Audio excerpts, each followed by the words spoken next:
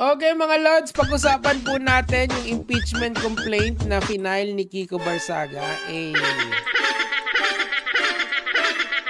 Isa lang yata yung ano nito, isa lang yatang article of impeachment yung pinapapasok niya or yung isa lang yung kinaso niya. I believe ang kinaso niya is betrayal of public trust. I think yun eh. Teka, hanapin natin. Kiko Barsaga. Impeachment. Grabe, no? Sobrang trending ni Okix ngayon, pero I believe this is a wrong move, mga Lods. Kasi you will understand why later ito. Welcome back to the Crocodile Farm. Absent ulit ang mga buhaya, nagbakasyon na. At may surprise ulit ako sa inyo. Hindi, mag-a-adjourn na kasi yata for nitong half ng Congress, pero and the Senate included. So pagbalik action uli. Pero eto na yung bago magsarado, nag-file ng impeachment complaint si Kiko Barsaga, and I think that's a mistake. That is a blunder on all levels. It is the Marcos impeachment. Verified impeachment complaint. Actually mga Lods, kahit sinong tao dito sa Pilipinas, pwede naman mag-file ng complaint. Ibig sabihin, pwede ako mag-complain, ikaw pwede ka mag-complain, tapos ibibigay mo yan sa Secretary General ng House of Representatives. Tapos titingnan yung complaint mo, tapos titingnan kung may merito ba. Yung verified impeachment complaint. Amyaw. So under the grounds of betrayal of public trust. So isa lang yung isang article of impeachment lang pinapapasok niya, which is yun nga. I am filing an impeachment for President Marcos, and hopefully Congress will remove him soon. So okay, so that is a very tall order to take, okay? So ganito yan ganito kalalayan if ako ang tatanungin nyo. Now, ang kailangan kasi niyan is at least 1/3 vote ng Congress. What does that mean? Kung merong 330 congressman ngayon, you need at least 1/3 of that. Siguro 120, mga nasa ganon. Tingnan natin. 330 divided by 3, okay? 110 yung kailangan mo to be exact. Nothing more, nothing less. Give or take siguro ilagay natin sa 115, okay? Ganon yung kadaming kongresista ang kailangan mong pumirma dyan. Right now, ang presidente ngayon has the super majority na tinatawag. We will go back there as this video goes along. We can start investigating those involved in the flood control anomalies. Well, nagkakaroon naman ng investigation, Kiko. Is that not enough? Kasi you're trying to posit that if mapalitan ng leadership, bigla na lang lalakas yung investigation sa flood control. Actually, this is one of gumagana naman yung investigation eh. So what are you crying about, okay?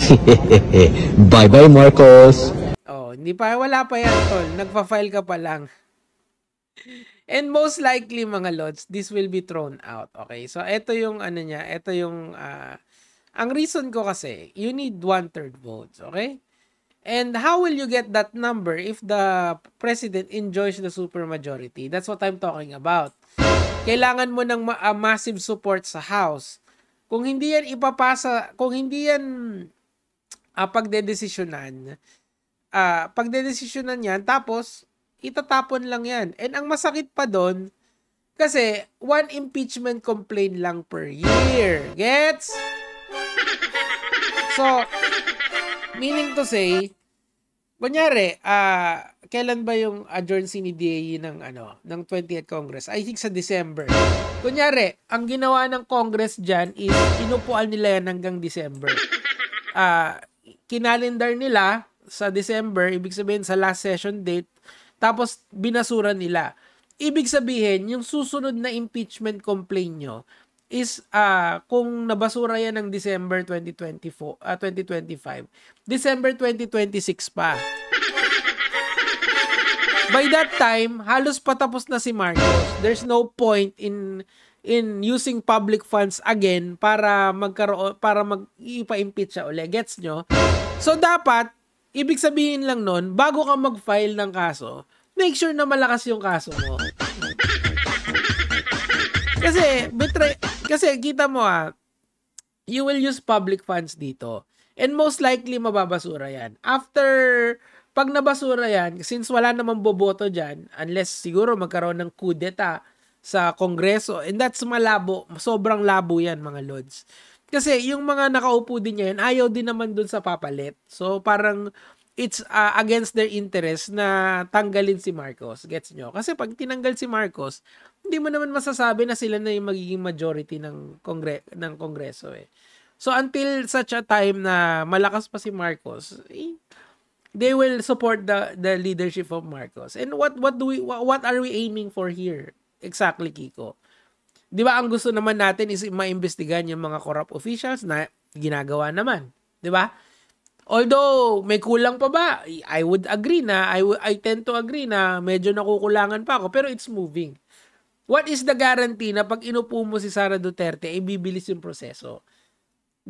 From yung point A to point B pa lang matagal na yun eh. Na ilalagay mo pa si Sara Duterte, ganyan, di ba? Papa-impeach mo pa. And you will use public funds dito.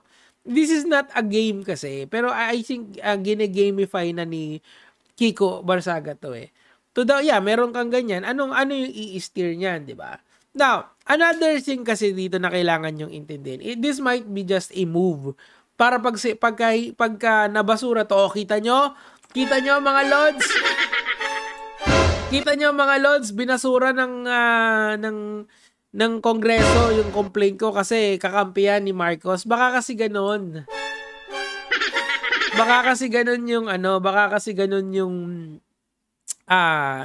yung play ni Barsaga rito na ang play niya is that kung hindi man ma-approve kasi kakampi ng Kongreso, well, that's really how it works. Tandaan nyo, itong mga impeachment complaint, it's not just a it's not a judicial process in nature. It's a political process in nature, 'di ba? Kasi ang magde-decide kung i-impeach ka or hindi is yung mga kapwa mo politiko. So if you have strong political base, presidente pa yon, talagang hindi ka i-impeach, 'di ba? Ganun talaga. Ang problema kay Sara Duterte nung mga panahon na yun, hindi na malakas yung political base ng mga Duterte. Ngayon kasi, malakas ang Duterte sa Senado. Okay, sa Kongreso hindi. Kumbaga, literal na divided yung House between the Congress and the Senate. And miski sa Senate kasi may kakampi, marami pa rin kakampi ang Pangulo doon eh. 'Di ba? Now, I'm just saying sa inyo mga Lods na walang mangyayari dito. So, ibig sabihin, mas matalino ka kay Kiko, sabi ni Wilbert. Hindi. Alam ko lang yung proseso. 'Di ba? Kung alam mo yung proseso, hindi simple na lang yan, basic na lang yan, 'di ba? Mali pa ako dito kasi hindi lang 2/3 votes yung kailangan dito. Yung 2/3 votes yun yung itatransmit agad sa Senate. I believe so, ganun yata yun eh. Pero problem is hindi talaga yan ma-approve. Okay. Ano ba to? Idolo mo si Kiko, ibig sabihin, hindi naman. Ano lang kasi, maingay lang kasi si Kiko ngayon. Si Kiko Barsaga, maingay ngayon. So, parang, yung kaingayan niya, yung iba, nabibilib sila. And nagiging media darling kasi si Kiko ngayon eh. Diba? So, ayan, Lods, BBM supporter ka ba? Hindi ako BBM supporter. I just support the current government. Kasi ayoko magkagulo. Mas mahirap kasi, kung mapapalitan yung presidente natin out of nothing. That is the problem eh. Bakit mo papalitan? What's the point? May ginawa ba siyang mali talaga? As far as I can tell, siya nga yung nagsimula nitong tong campaign against the corrupt officials. Natatamaan lahat, di ba? Ayan. Kung hindi, parang wrong move. Kung hindi, exactly, it's a wrong move. It's a blunder. Kasi ang hino-hope nila dito para ipakita sa tao na, kita mo, kinakampihan ng Kongreso yung presidente. Of course. Of course. Super majority nga yung tawag sa kanila eh. Di ba? Literal na for the president's sake sila. Kaya nga, Hindi kay Romualdez, mas kay BBM na sila lahat ngayon, 'di ba? Ganun talaga. Ayan, desperate times. Ayan, nataranta simula nung pagdating ni Ombudsman. Actually, in fairness naman kay Kiko, bago pa inupo si Ombudsman, sino to? Si Ombudsman, si Ombudsman Remulla, hindi pa siya naglalabas ng impeachment complaint. Ngayon lang to. Pero it will fail. I believe it's a blunder. It's ultimately a blunder kasi magbibigyan niya lang ng immunity si Presidente Marcos. Kung ang siguro hino-hope nila talaga diyan na pagka finailan tapos na basura, para gusto nilang galitin lalo yung tao. It ain't gonna happen, bro. Kung ako sa'yo, mag-intay ka na lang sa 2028. Yun lang naman po yung sa akin for today. Kaya mga lods.